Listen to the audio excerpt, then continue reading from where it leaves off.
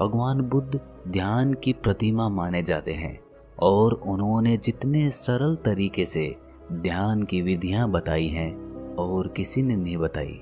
ये कहानी पूरी सुनने के बाद आपको ध्यान के बारे में कोई भी शंका नहीं रहेगी। तो चलिए कहानी को शुरू करते हैं।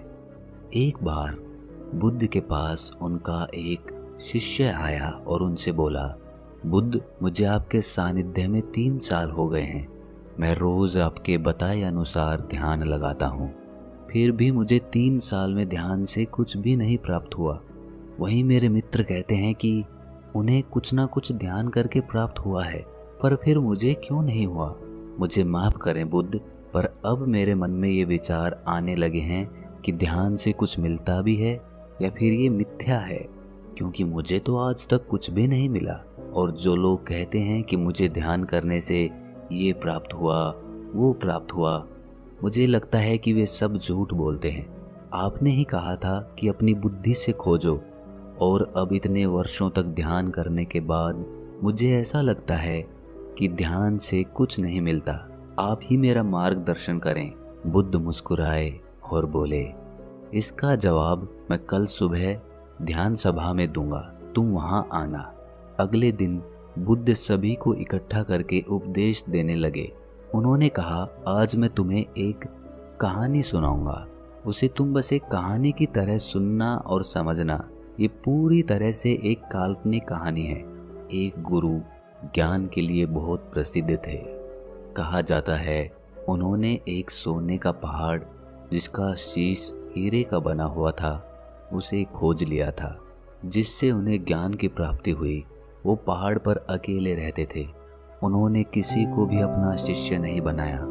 काफी समय बाद 3 भाई उनके शिष्य बनने के लिए उनके पास गए और उनसे ज्ञान ग्रहण करने को कहा।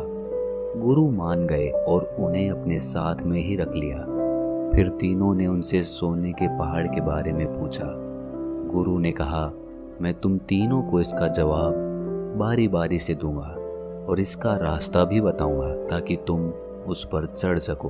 फिर गुरु ने पहले शिष्य को बुलाया और एक रास्ते की तरफ इशारा किया और कहा कि यहाँ से तुम सीधे चले जाना और कहीं मत मुड़ना। ये रास्ता तुम्हें सीधे उस पहाड़ तक ले जाएगा और कहीं भी अपनी यात्रा मत रोकना। वो शिष्य अपने गुरु का आशीर्वाद लेकर यात्रा के लिए निकल पड़ा। रास्ते में उसे काफी कठिनाई हुई।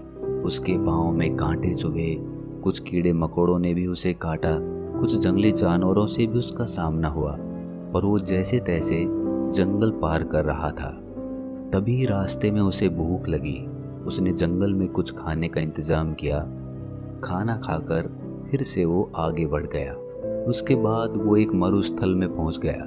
वो काफी बड़ा था। उसके पास खाने के लिए थोड़ा सा खाना बचा हुआ था, लेकिन उसके पास पानी नहीं था और वो प्यास से बहुत व्याकुल हो रहा था। फिर भी वो चलता रहा। चलते चलते अंत में वो बेहद थक गया। अब उसके लिए प्यास सहना नामुमकिन हो गया था। उसके मन में अब ये सवाल आने लगे कि कहीं गुरु ने उसे कोई गलत मार्ग तो नहीं बता दिया। अब धीरे धीरे उसका चेहरा मुरझाने लगा और गला सूखने के कारण वो वहीं मरुस्थल में गिर गया। तभी अचानक से वहां बारिश की बूंदें गिरने लगी। वो उठा और तुरंत अपना बर्तन भरने लगा और अपनी प्यास बुझाई और फिर से आगे बढ़ गया। अब वो एक नदी के किनारे पहुंच गया था। नदी पार करने के लिए उसने एक नौका बनाई और उसे पार करने लगा। तभी वहां एक बवंडर आ गया और उसकी नाव उसमें डूबती चली गई। वो आदमी भी पानी में डूबने लगा और डूबते हुए सोचने लगा कि गुरुजी ने ये कैसा मार्ग बताया है। यहाँ तो बार बार मैं मौत के करीब जा रहा हूँ। अब तो पक्का ही मैं नहीं बचूंगा। तभी वहां पर कुछ लोग पहुंच गए और उस शिष्य को बचा लिया। वो पास के गांव के मछुआरे थे, इसलिए उन्होंने उस शिष्य को अपने घर ले जाकर खाना खिलाया और कुछ खाना खाने के बाद उसे आगे के रास्ते के लिए थोड़ा सा खाना दे दिया। वो शिष्य फिर से आगे बढ़ गया। जैसे जैसे वो आगे बढ़ा तो आखिर में उसने देखा कि आगे एक बहुत बड़ी खाई थी। उसे देखकर वो जोर से चिल्लाकर बोला, गुरु ने मुझे गलत रास्ता दिखाया है। हीरे के शीश वाला सोने का पहाड़ तो छोड़ो, यहाँ तो कोई रास्ता तक नहीं है। मेरी सारी मेहनत व्यर्थ हो गई। और वो वापस यात्रा कर गुरु के पास पहुंच गया और कहा, आपने मुझे गलत मार्ग क्यों बताया? वहां तो कोई पहाड़ ही नहीं था, बस एक जंगल, मरुस्थल, नदियां और खाई के अलावा कुछ नहीं था वहां पर। गुरु ने कहा, तो तुमने इन सब से क्या सीखा? शिष्य ने कहा, मैं कुछ सीखने थोड़ी गया था, मैं तो उस सोने के पहाड़ को खोजने गया था जो मुझे मिला ही नहीं। उस रास्ते से मैं क्या सीखता? रास्ता लंबा था, बेहद कठिन था। उसे पाने की चाह में मैंने सब पार कर लिया, लेकिन इतनी मुश्किलों के बाद भी मुझे कुछ नहीं मिला। तब गुरु ने कहा, तुम रुको, मैं तुम्हारे दूसरे भाइयों को भेजता हूँ। शिष्य ने कहा, उन्हें भी वहाँ कुछ नहीं मिलेगा। अरे वहाँ पर कुछ है ही नहीं, उन्हें क्या मिलेगा वहाँ? तब गुरु ने अपने दूसरे शिष्य को आशीर्वाद दिया और वो भी उस मार्ग पर निकल गया। कुछ दिन के बाद वो भी वापस आ गया। तब गुरु ने पूछा, तुम्हें वो पहाड़ दिखा? शिष्य ने कहा, नहीं, मुझे कोई पहाड़ नहीं दिखा, वहां तो बस एक खाई थी। मुझे लगा शायद मैं आपके बताए रास्ते से भटक गया हूँ, इसीलिए मैं आपसे रास्ता पूछने आ गया। तब गुरु ने पूछा, तुमने इन सब से क्या सीखा? शिष्य ने कहा, गुरुदेव, मैंने अपनी पूरी यात्रा एक जंगल से शुरू की और उसे पार करते हुए आगे निकल गया। मैंने यही देखा कि कैसे सारे जीव एक दूसरे पर निर्भर रहते हैं और एक दूसरे का खाना भी बनते हैं। उसके बाद मैं एक मरुस्थल में पहुंच गया। वहां पूरे रास्ते में मैं पानी के लिए व्याकुल रहा। एक समय के लिए मुझे ऐसा लगा जैसे मैं मृत्यु के करीब आ गया हूं। तब मैंने समझा कि जीवन का मोल क्या होता है, एक एक सांस की कीमत क्या होती है। तब मैंने आकाश से अमृत को बरसते देखा। तब उस पानी को पीकर मुझे वापस जीवन मिला। वो पानी बेहद मीठा था। तब मुझे एहसास हुआ कि पानी ही असली अमृत होता है। उसके बाद मैं एक नदी के पास पहुंचा। वो बेहद सुंदर थी। उसका पानी बहुत बहुत साफ था। वहां पर बने बांस के पेड़ों को काटकर मैंने एक नौका बनाई, जिसके द्वारा मैं उस नदी को पार कर रहा था। तभी वहां पर एक बवंडर आ गया। मैं डूबने लगा। तब मुझे कुछ मछुआरों ने वहां पर बचा लिया। तब मुझे एहसास हुआ कि मुसीबत के सामने हम हमेशा चाहते हैं कि कोई हमारी मदद करे, लेकिन हम कभी किसी की मदद नहीं करते। उसके बाद उन मछुआरों ने मुझे अपने घर ले जाकर भोजन कराया। वहां मैंने देखा कि कैसे लोग भूख के मारे तड़प रहे हैं, एक बेहतर जीवन के लिए तरस रहे हैं। कोई बीमार है तो किसी का इलाज चल रहा है। कोई पत्नी अपने पति के वियोग में रो रही है। मुझे जड़ी बूटियों का थोड़ा ज्ञान था, जिसके कारण मैंने वहां एक बीमार बच्चे का इलाज किया और उसे ठीक कर दिया। तब मुझे महसूस हुआ कि दूसरों की मदद करने पर कितना सुकून मिलता है। उन मछुआरों के पास खुद के लिए खाना नहीं था, फिर भी उन्होंने मुझे भोजन कराया और रास्ते के लिए भोजन भी दिया, जिसे लेकर मैं आगे की यात्रा पर निकल गया। उसके बाद आगे मैं एक खाई के पास पहुंच गया। वो मुझे एकदम शांत लगी। वहां किसी की आवाज सुनाई नहीं दे रही थी, बस मैं अपनी सांसों को सुन रहा था। उस समय मुझे लगा कि मैं आपके बताए रास्ते से भटक गया हूँ, क्योंकि वहां कोई भी सोने की चट्टान नहीं थी। तब मैं वापस आपके पास आया, दोबारा से सही मार्ग पूछने के लिए। शिष्य ने कहा, हे गुरुदेव, क्या मैं गलत मार्ग पर चला गया था?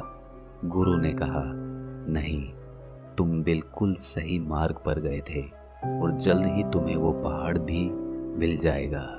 तब गुरु ने अपने तीसरे शिष्य से पूछा, क्या तुम भी पहाड़ खोजना चाहते हो?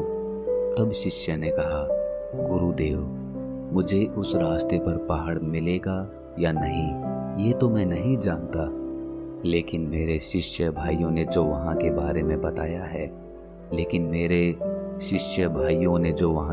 में बताया है मैं उसे जानना चाहता हूँ।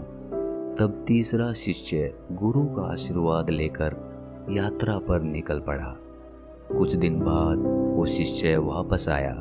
गुरु उसे देखकर समझ गए थे कि उसे वो पहाड़ मिल गया है। उसके चेहरे पर अलग ही चमक थी, वो काफी शांत था। शिष्य ने गुरु को प्रणाम करते हुए कहा, हे गुरुदेव, आपने जो मार्ग दिखाया उसका मैं बहुत आभारी हूँ। मुझे वो सोने का पहाड़ मिल गया है जिसका शीश हीरे का बना हुआ है। ये सुनकर बाकी दोनों शिष्य बोले, क्या तुम्हें वो खाई मिली? तीसरे शिष्य ने कहा, हाँ, मुझे मिली थी। मैंने भी वो सब अनुभव किया जो तुमने किया था। आखिर में मुझे वो खाई मिली जहाँ अपार शांति थी। इतनी शांति मुझे कहीं नहीं मिली। मुझे पता था मैं सही मार्ग पर हूँ। पहाड़ यही है। उसे ढूंढने के लिए मैंने खाई में कदम बढ़ा दिया। उस समय मेरे मन में भी बहुत सी आशंकाएं थीं, लेकिन मैंने 2 बार मृत्यु को करीब से देख लिया था, इसलिए मुझे उसका भय नहीं था। अब मुझे बस वो पहाड़ ढूंढना था और मैंने अपना कदम उस तरफ बढ़ा दिया। जब मैं आगे बढ़ा तब मैंने देखा कि मैं खाई में गिरने की जगह हवा में उड़ रहा हूँ और इसी तरह मैं उस खाई पर आगे बढ़ता चला गया और मैंने वो खाई पार कर ली। जब मैं आगे पहुंचा तो वहाँ काफी अंधेरा था, बिल्कुल भी रोशनी नहीं थी। उसके बाद जब मैं और आगे बढ़ा तब देखा कि आगे अथाह रोशनी है।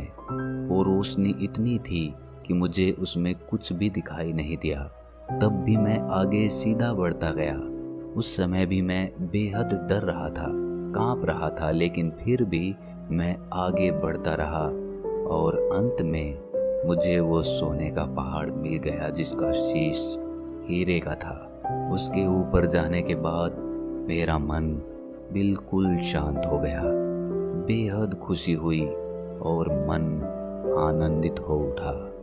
कहानी पूरी होने के बाद बुद्ध ने सबसे पूछा कि तुमने इससे क्या सीखा? तब बुद्ध के शिष्य उनके सामने हाथ जोड़कर खड़े हो गए और कहा कि हे बुद्ध, उन तीनों शिष्यों के गुरु ने जो रास्ता उन्हें दिखाया था वो रास्ता उनके अंतर्मन का था। पहले शिष्य की लगन और निष्ठा सही थी, लेकिन वो महत्वाकांक्षी था। उसने मार्ग में आई किसी भी चीज से कुछ भी ज्ञान प्राप्त नहीं किया। वो पूर्ण रूप से महत्वाकांक्षी हो गया। उसके मन में बस वो पहाड़ चल रहा था, जिसकी वजह से वो आसपास की चीजों से कोई भी सीख नहीं ले सका, जबकि उसके आसपास ज्ञान ही ज्ञान था। दूसरे शिष्य ने सब देखा और समझा कि प्रकृति कैसे काम करती है, जीवन कैसे जिया जाता है, मौत के समय कैसा लगता है। उसने मौत और सांसों के मूल्य को समझा। उसने अमृत को पहचाना कि पानी ही अमृत है। वो आखिर तक गया और उस छोर से वापस आ गया जहां उसे मंजिल मिलनी थी। वो उस खाई को देखकर घबरा गया जिसकी अथाह शांति उसको पसंद आई थी, लेकिन वो ये नहीं समझ पाया कि वही उसका रास्ता है और वो उसे गलत मार्ग समझकर गुरु के पास वापस लौट आया। लेकिन इस यात्रा से उसने कुछ पाया, लेकिन तीसरे शिष्य के मन में उस पहाड़ को पाने की कोई जिज्ञासा नहीं थी। वो तो बस उस मार्ग को जानना चाहता था, उसे देखना चाहता था जो उसके साथियों ने देखा था। आखिर में वही हुआ, उसने हर चीज अनुभव की। फर्क बस इतना था कि वो उस खाई की गहराइयों में चला गया जहां एकदम अनंत शांति थी। वो इस सब को महसूस करते हुए अंधकार में आगे बढ़ता गया और एक समय के बाद उसने रोशनी ही रोशनी देखी।